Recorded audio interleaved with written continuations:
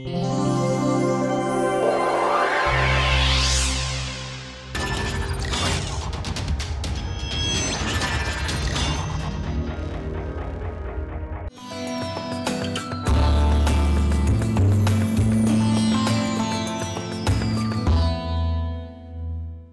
in the last class, we were looking at subjective objective evaluation. We'll continue this topic. This is probably one of the most important topics, especially for people who design vehicles. They want to understand how to satisfy the driver. In other words, that is what we call as subjective evaluation. Usually there is a jury of drivers, 6-7 people, who conduct a number of maneuvers and then answer questions in terms of ratings. For example, there can be a 1 to 7 rating for a question, 1 being bad and 7 being the best, and so on. Now, that's what we call a subjective rating. Objective is, as I told you before, it is the characteristics of the vehicle. For example, 4 of the objective metrics, which we called as memorometric, was already introduced to you. And the most important thing for a designer is to correlate between the subjective evaluation of the drivers with the objective metrics. It's not a very easy task, very difficult task. A number of papers are available on this particular issue. As I told you in the last class, I'm going to take some of the references which give clarity to this subject. Yes, there are others which have appeared recently. So we will concentrate on these references. Though we have done some work on this, and because of some proprietariness, we are not able to project all the results. But we will concentrate on published literature in order to understand this topic. Just to summarize what we did, understand that we were essentially subjective evaluation. In subjective evaluation, we are concentrating on how steering is given and how vehicle is going to behave to that steering input. Okay. Now, that's the most important thing.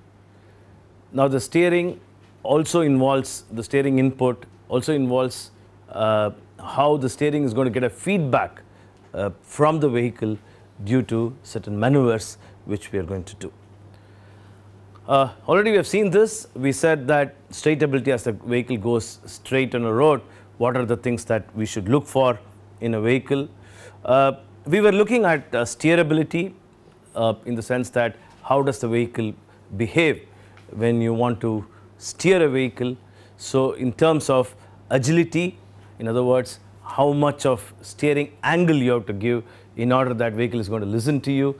Precision, are able to follow a path with precision with the steering angles which you feel should be given. In other words, what is the feedback that you get from the vehicle, and comfort. Is the steering torque that you apply is very high or very low, and so on. So these are the 3 things that are very important as far as the steerability is concerned. We had already seen on-center feel. We had seen steering response. We talked about, you remember that we talked about the time delay and so on.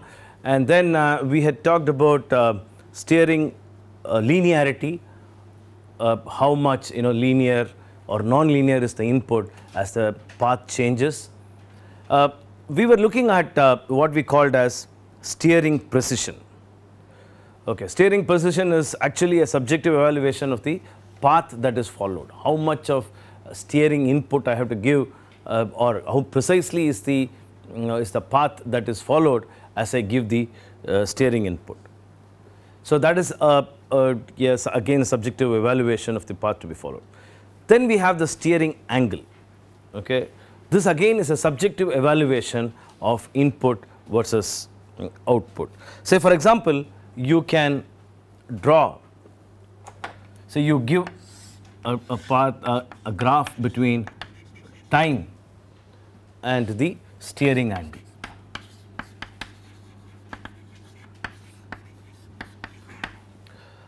Right? For example, the steering angle, of course you're going to take some time to give the steering angle. Let's say that that's the steering angle you give.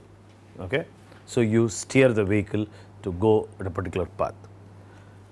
Now, if that is the case, you can draw, okay, another graph between steering gain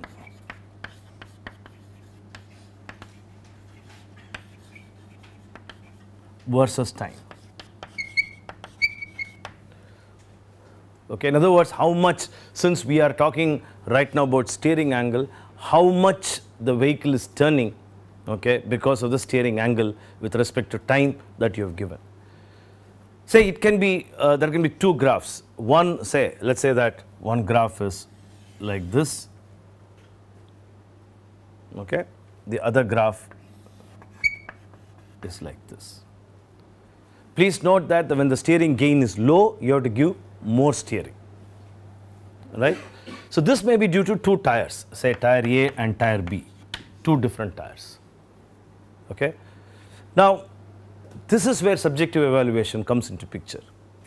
If you look at tire B, for example, it responds quickly to the gain, in other words to the steering input that you give, okay. It realizes the steering input and quickly gets that gain that is required, okay, or the what we call as hand wheel to road wheel.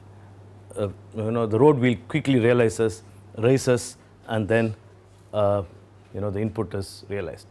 But the gain stops. In other words, the gain is a constant, which means that you have to give, please note, gain is a ratio, and so you have to give more steering in order to achieve what you want, the path you want, right?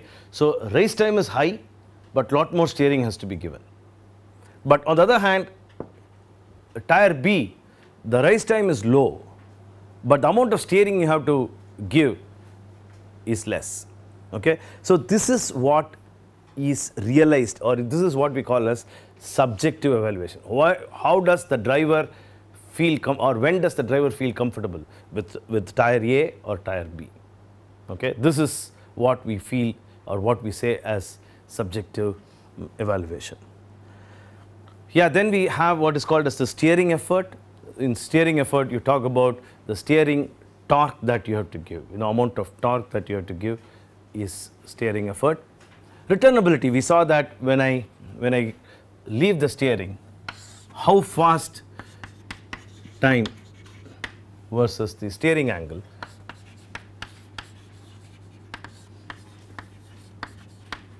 So how fast the steering comes back to where I left, right? So that is the returnability. So it returns to its original position.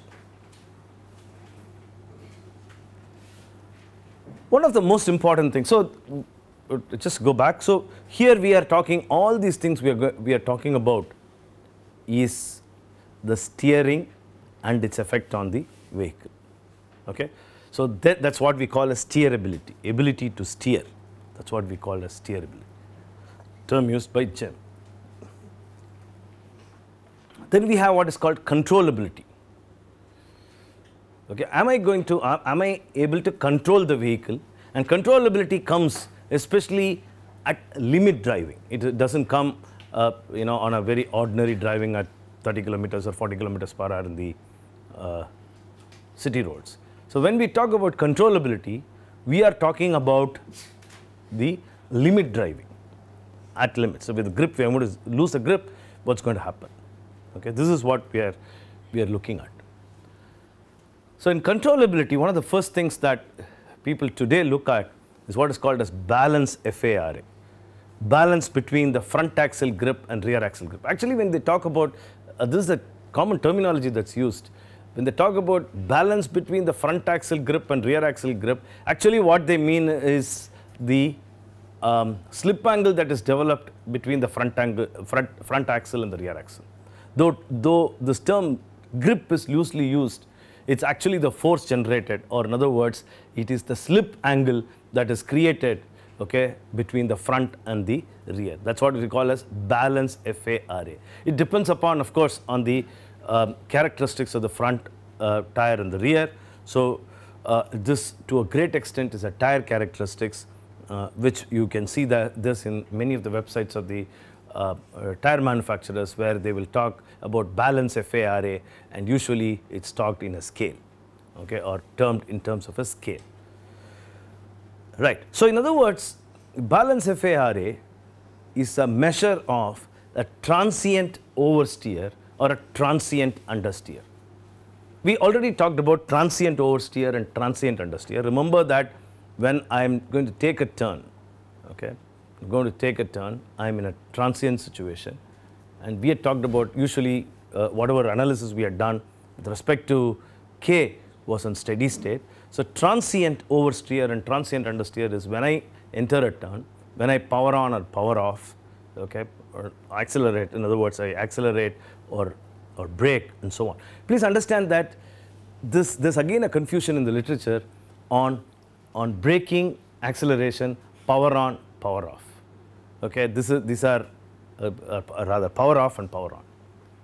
In other words, we are looking at the vehicle's behavior in deceleration. It doesn't matter whether you are applying a brake in order to decelerate a vehicle or taking a pedal off the accelerator.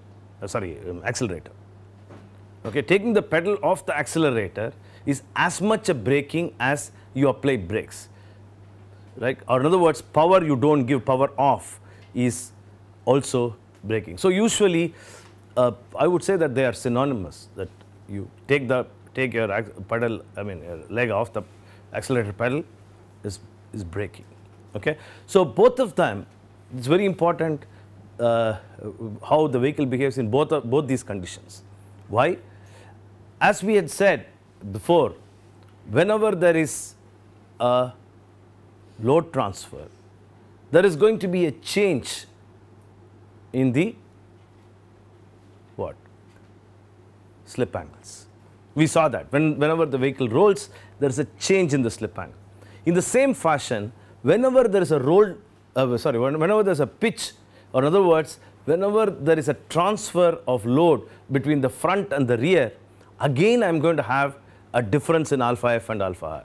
So, whenever there is a transfer like that, alpha F, alpha R gets affected, and hence, okay, I get into a variation in the steer, oversteer or understeer characteristics of the vehicle. Okay. So, this is what is tested. This is what is tested when what happens when I power on and power off in a turn, whether the vehicle is going to become, how much it's going to become understeer or oversteer because of this transfer of power. Clear? Okay. Yes. So, won't there be a difference between the deceleration and the, when you lift your leg off the accelerator and the braking? I agree, because yes, I agree with you. I fully agree with you that brake system characteristics become important, and the rate at which it's braking is important. No doubt about it. Okay? It's a good question, good observation. But from a vehicle dynamics point of view, okay, I am looking at deceleration.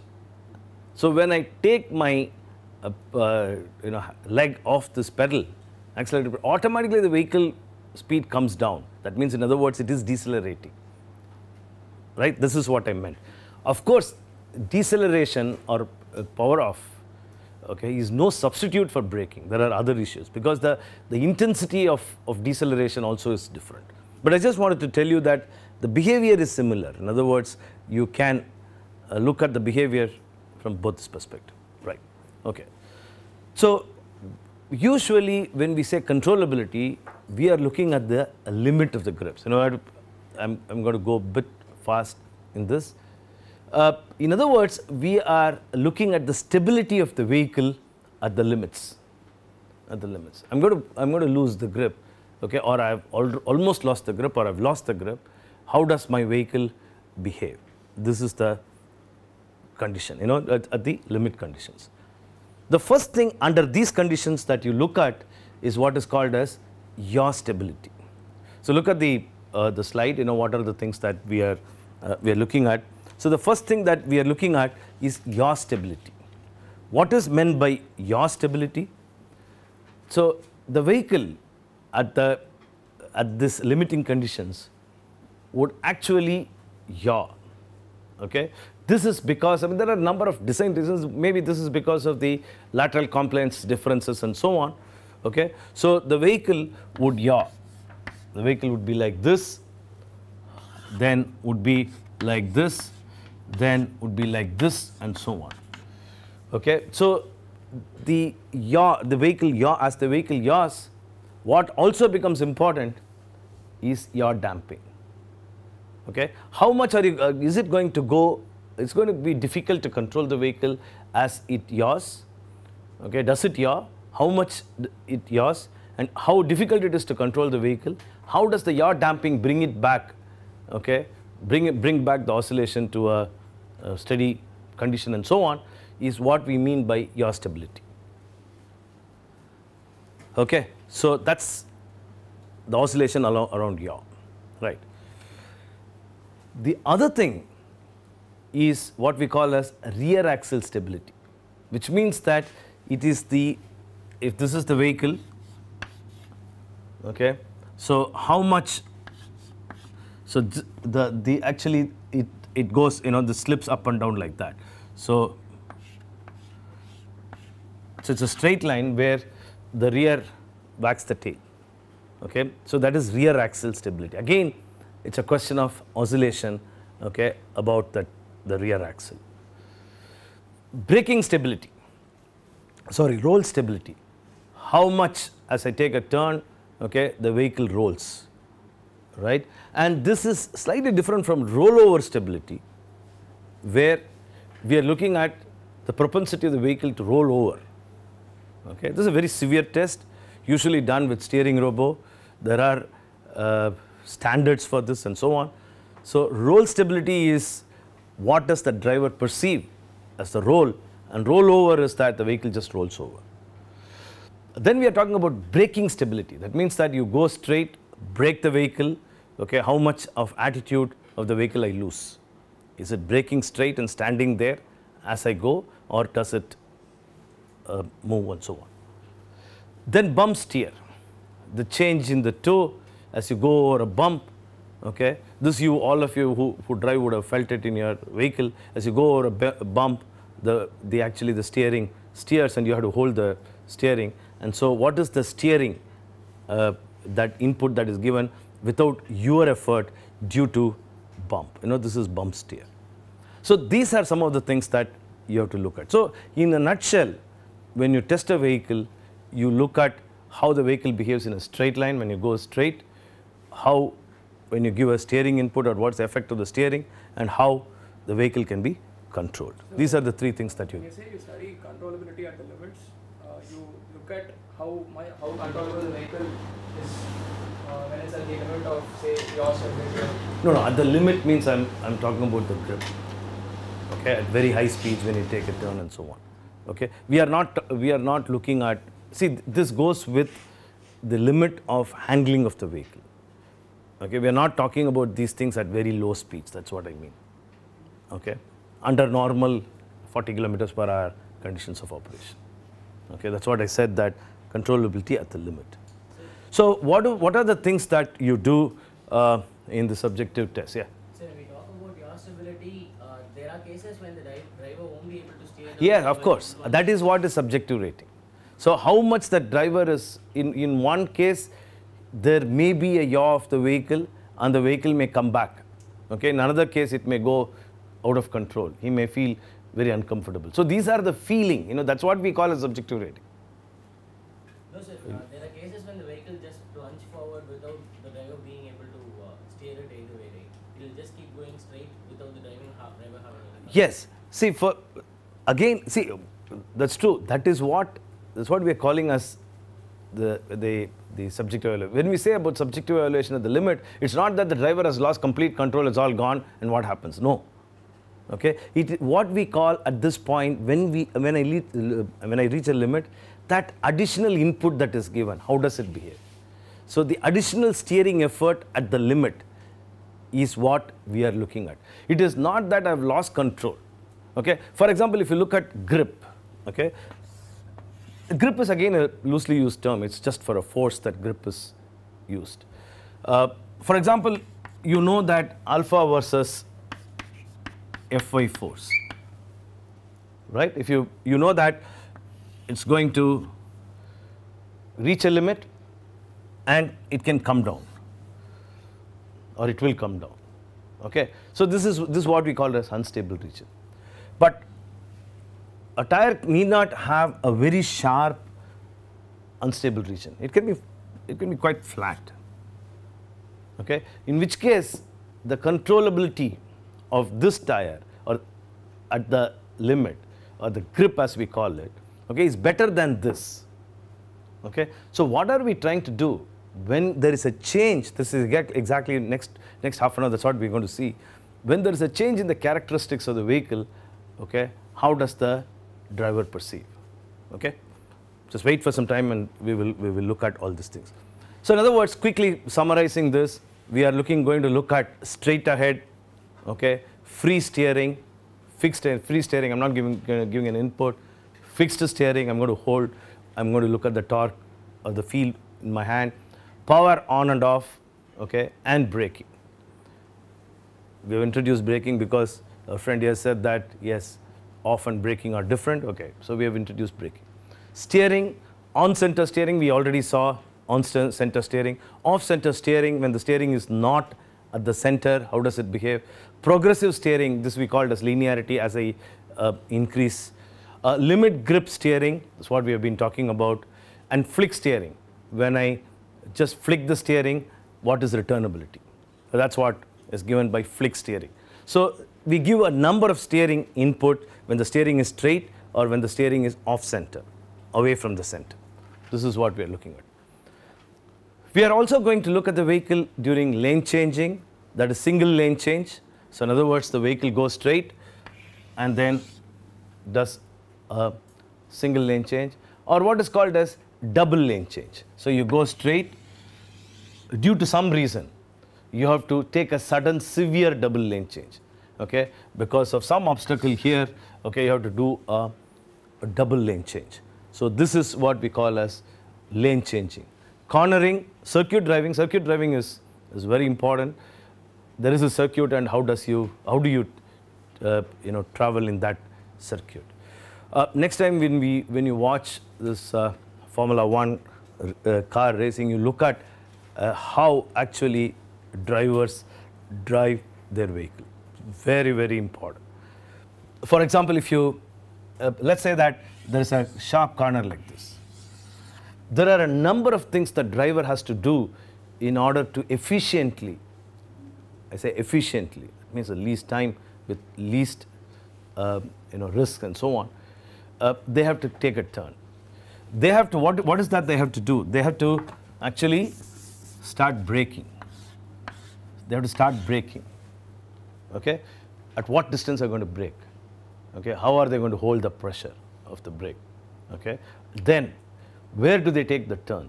What do they do is, what usually it's called as apex hitting. So they won't go like that. So they would go like this. So they would hit the apex and go.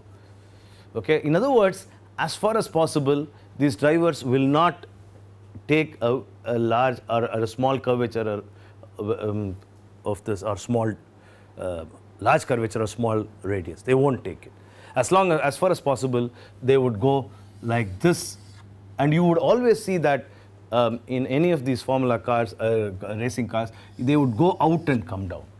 Okay, you would see next time when you see that. That's because they want to hit the apex. Okay, brake, hit the apex, and then power on. As they come out of the corner, there will be power on. So there will be a power off, power on, okay, and then get into the straight lane. So it's very important that one understands. This is what we meant by cornering. Okay, so what happens when I power on or power off in a turn? Okay, and what happens if I brake in a turn? Okay, and I hope there is no rollover propensity. We'll talk about rollover in the next class, but this is very important, right? And we're not going to talk about ride now. Ride is what is called as a primary, sorry, not drive, ride. Primary ride, this is a mistake, this ride and secondary ride and impact ride. Okay, these are the three things. That depends upon the frequencies. We'll talk about that later. So, with this subjective rating, Crolla and his group, okay, the University of Leeds, they did a number of tests. The whole idea is to understand what are the questions that you have to ask the driver. Okay, what are the in other words, what are these, or what are the questions which are related to certain metrics, okay, of the car, right? And what should be the optimum range of this metrics. So this is a sort of an objective of this whole study.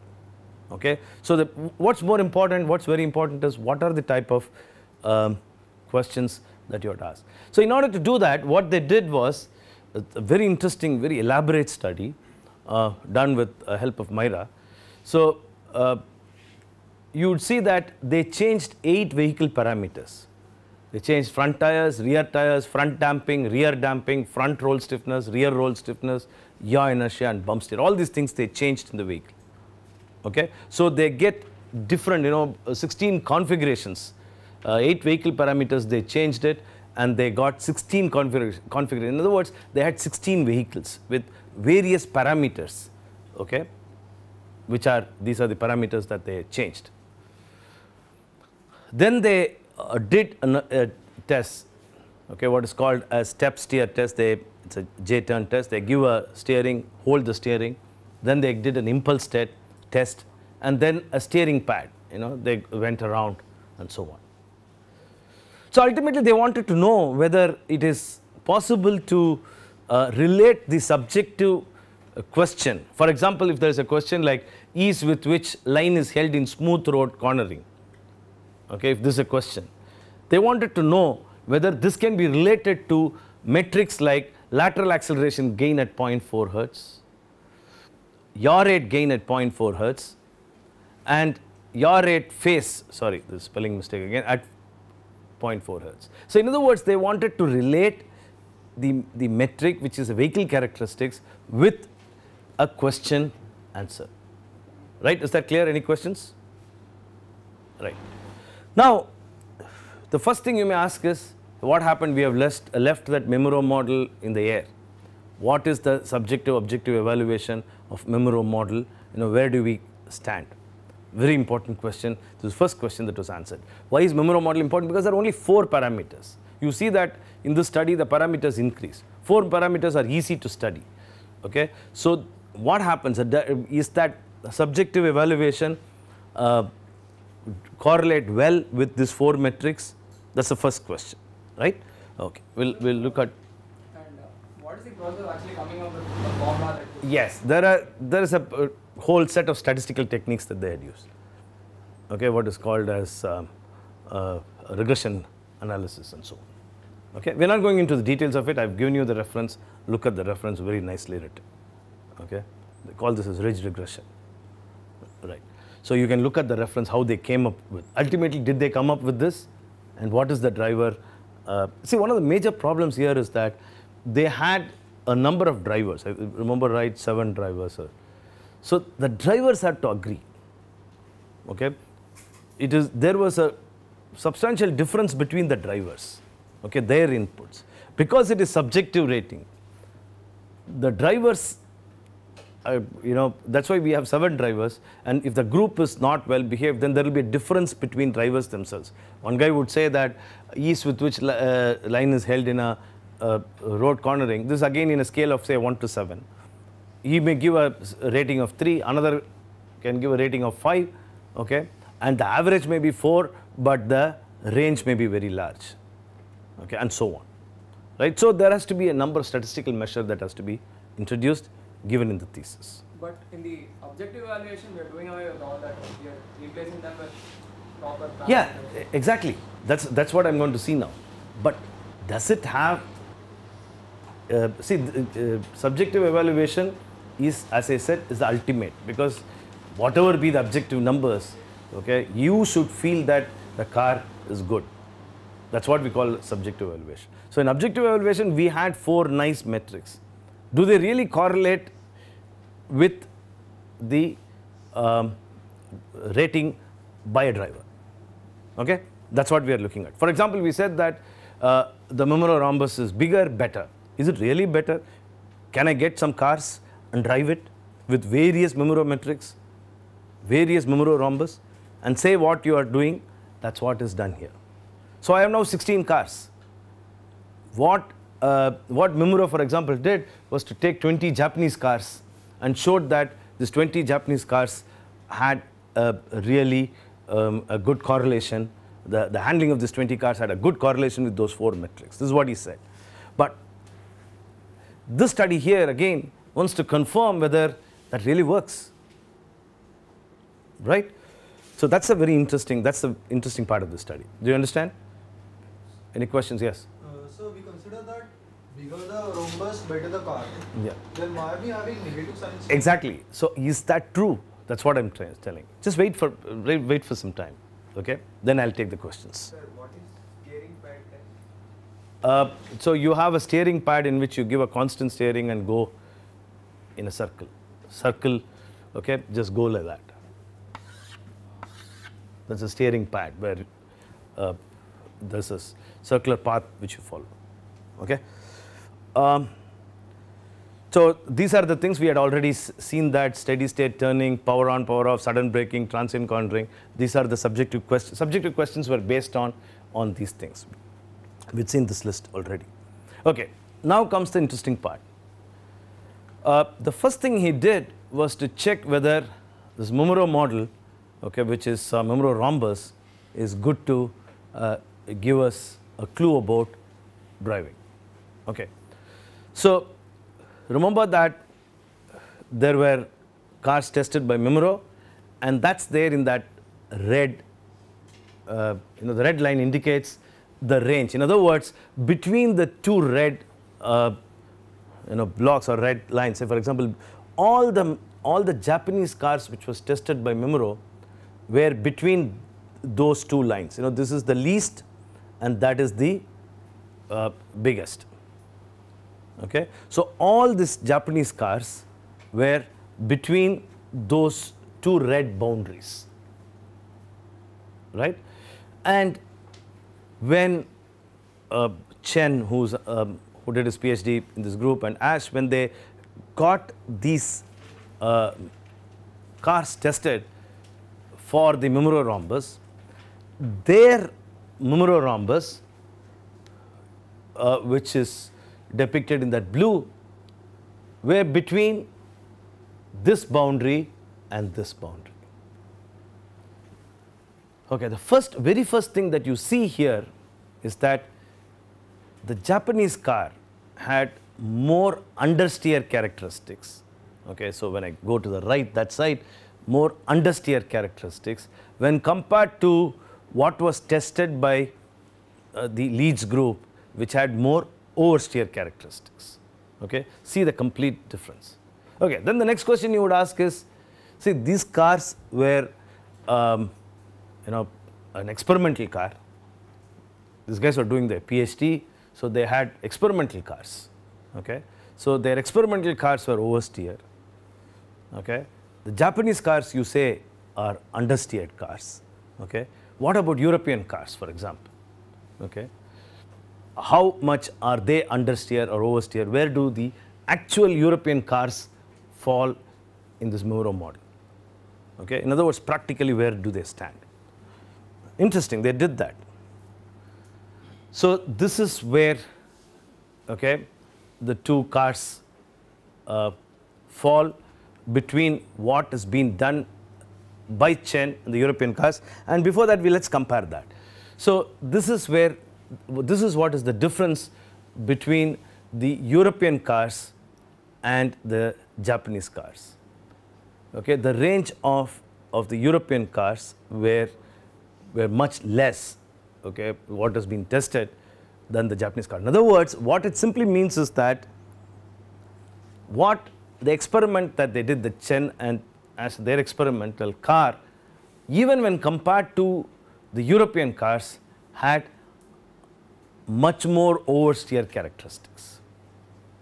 Both are similar in trees. No. See, this is between the Japanese car and their car. Okay, they had oversteer, and Japanese car had understeer characteristics.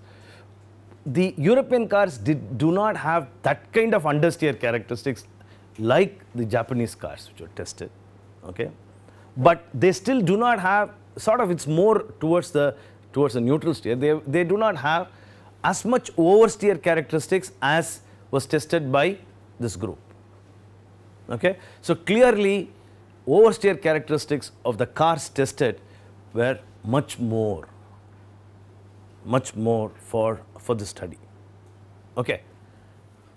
Now, so they asked these questions. What are the questions for which there was a correlation? Okay, do you understand these graphs? Any questions? Why is it different from Japan to Europe to? That's how I mean, No, why that's should the one design. country prefer This is not a question of country. There's no generally tested, Japanese cars have that kind of understeer characteristics.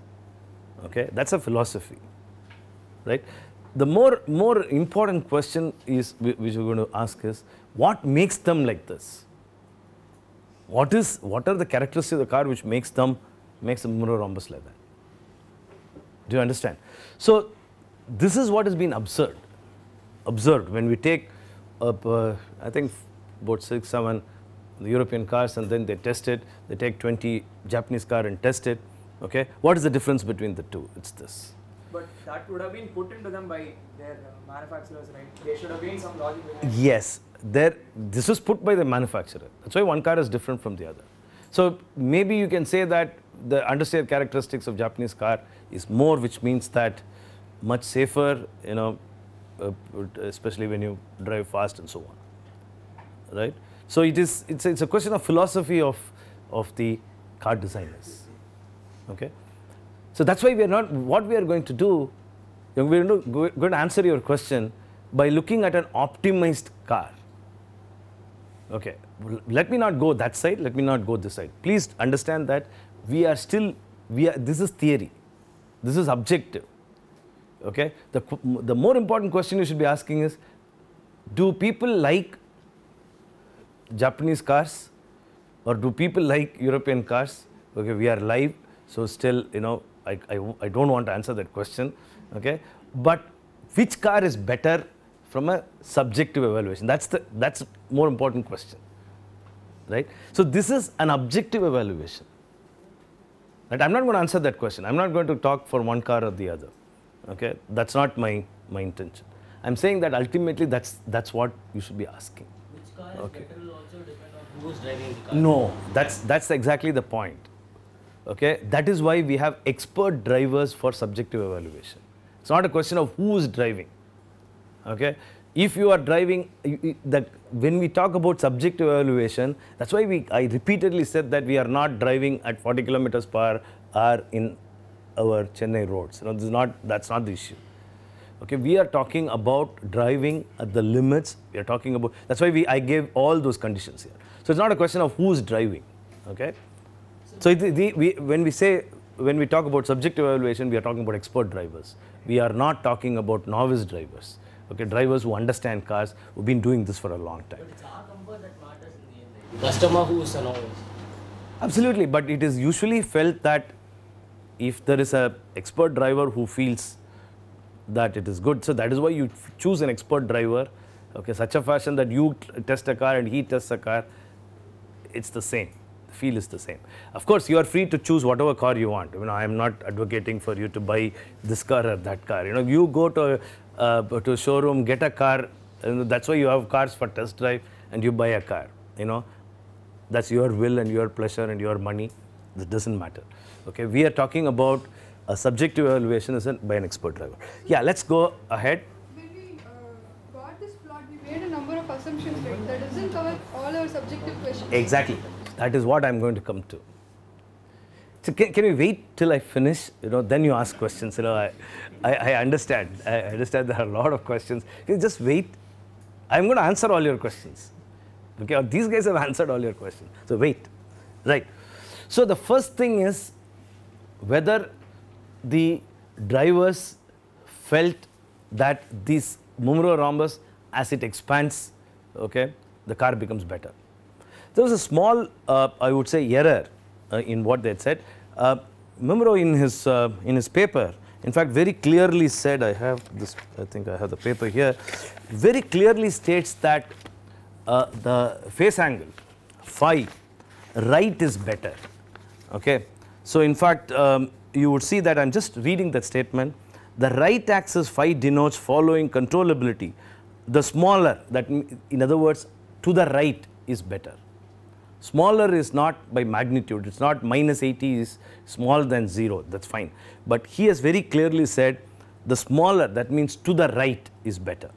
Okay. But there is a small confusion in what Chen and Ash had said and what has been said in this paper by Mimuro.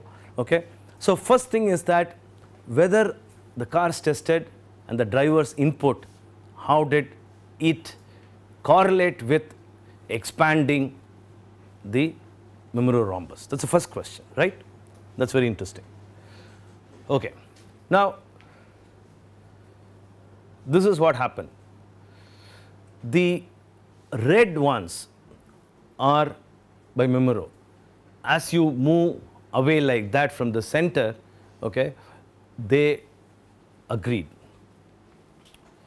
The blue ones were by the Chen's group. Okay. In other words, there was a small difference. There is a difference between what has been said by Chen. One second, just I'll just give you the. I hope I have given you the reference. Yes.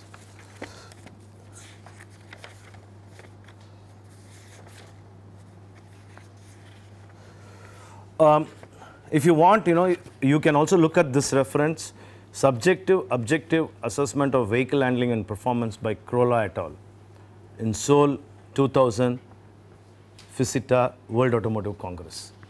I mean, where also you can see what I am talking to you about. Okay, that's the reference. Okay, now you can look at that. This is so there is a difference. Now, why is there difference? In other words, is Mimuro wrong in saying this? That's the question. Is it that when he said that I want steady state gain to increase in order that the car should behave better, was counteracted by saying that by this group that it has to be less? Is there a controversy or is there a difference? No. The most interesting fact that comes out is that that's why I had presented some time back. The type of characteristics of the car tested by this group is more oversteer. Okay? But the cars tested by these guys, I repeatedly said, by Japanese is understeer. In other words, the sentence is that it is not that there is a monotonic increase, okay, of these parameters. It simply means that there is a range, okay, an optimum range which would give you the best performance. Okay?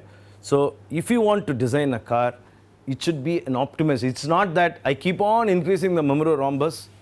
From this study, that's what you get. Okay? It would become better.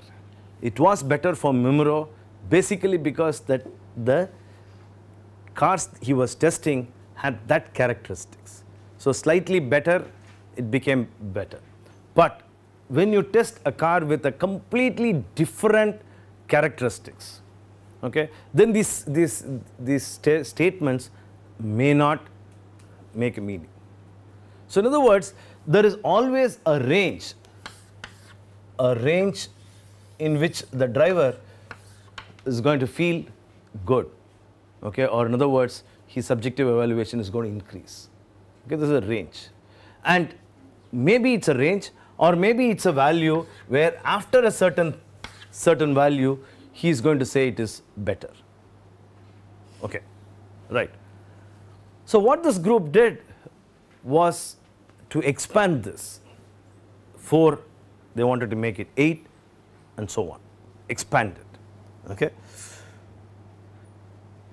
So there were a number of questions. I'm not going to go through this now, but there are a number of questions which actually correlated with Mimuro-metrics. Okay, look at the paper. We will come back to this, but we will So what these people did was to expand the metrics.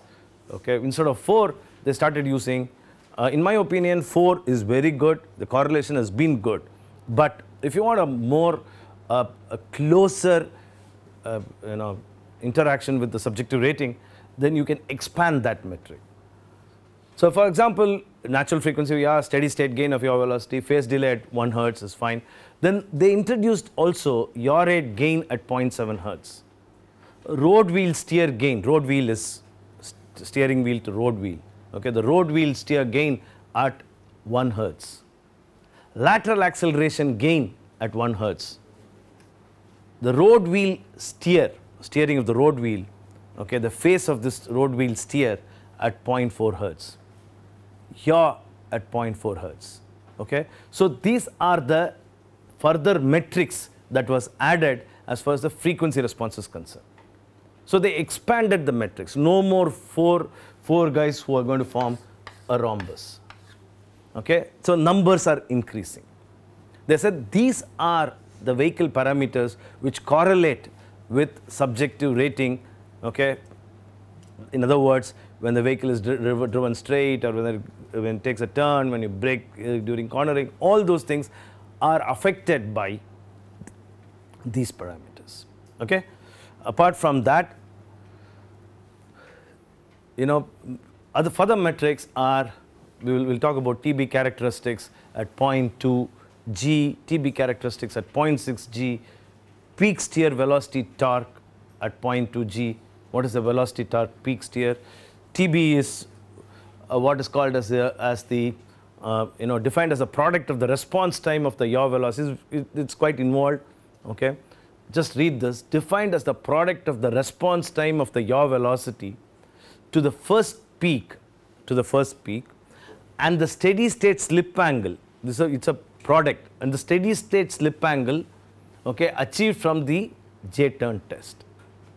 Okay, things are becoming complex, right? So the numbers are increasing, right?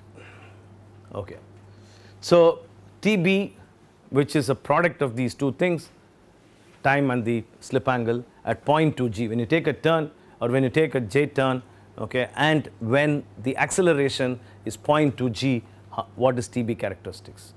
Then 0.6 G, which means that you increase the velocity and take a turn, so that the lateral acceleration that you achieved is 0.6 G. Peak steering wheel torque, okay, peak yaw rate at 0.2 G, peak roll rate response at 0.2 G, understeer parameter K, understeer gradient, steering torque at 0.3 G, then D slip by D lateral acceleration at 0.4 G. Okay.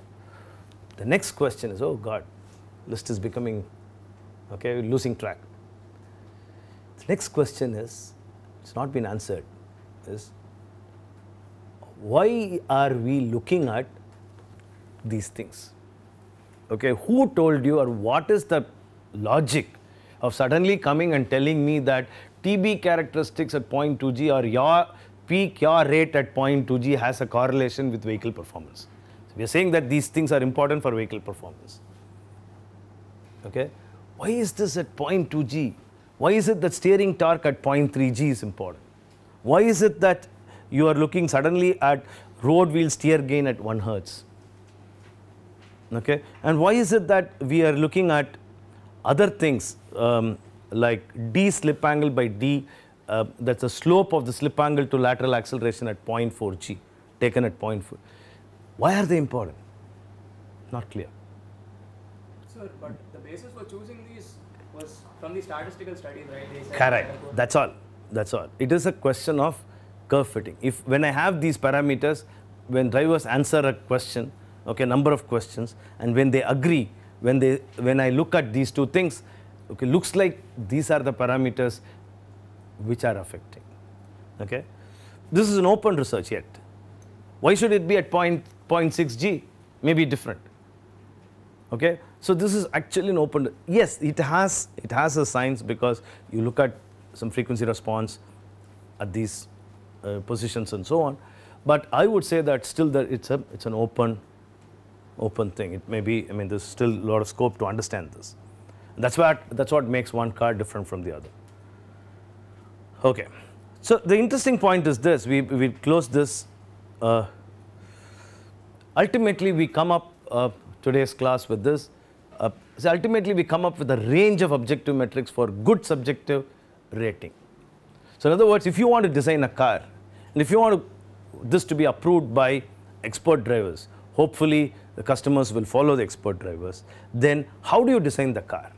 That's the question, right? So I will design a car with a natural frequency of yaw velocity between 1.7 to 2.1 hertz. Okay, looks like if this is the range, people are happy, right? This is the range. That's what I said. This is a range. When the damping ratio of yaw velocity is no, I don't have that figure, but I'll get that. So steady state gain of yaw velocity 0.12 is between 0.1 to 0.2 degrees per second per degree. Phase delay of lateral acceleration at 1 hertz is less than minus 75 degrees. Yaw rate gain at 0.7 hertz is between 0.2 to 0.25 degrees per second per degree. So you have, I'll just leave this, maybe next class we will again go through this. You see that each one of them has a range greater than or approximate values. Okay. So that's the importance of the study, that it gave a sort of numbers for designers. What should be your aim? Where should you stand if you want to get a good car whose handling characteristics are good? Okay. So that is the importance of the study. We will continue this in the next class. We'll look at questions and these things in the next class.